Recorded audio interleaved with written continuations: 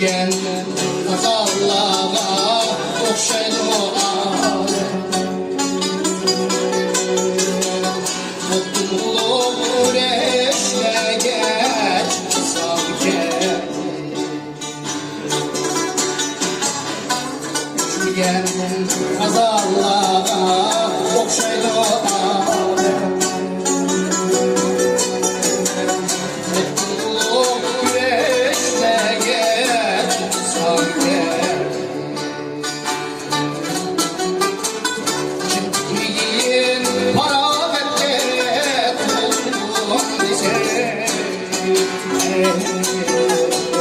Sallanıyor çöldeşle geç sanki.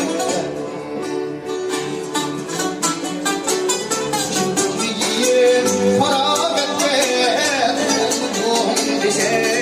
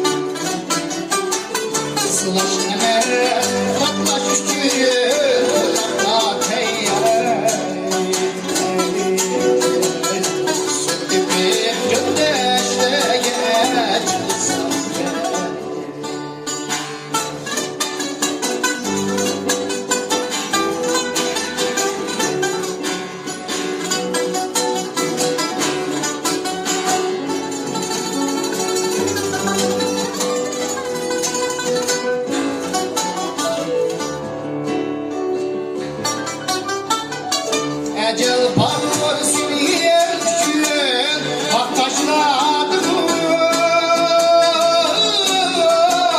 Gülden kusular sünneşlege insan gâyi.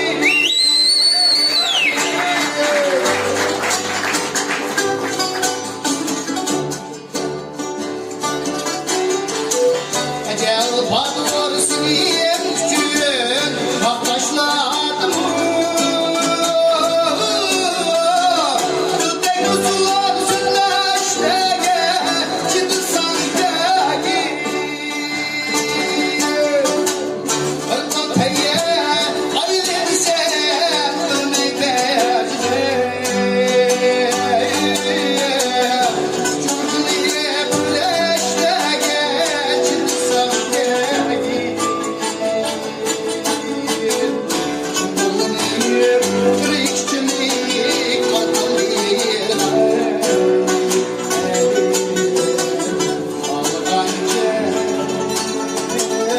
Süreçte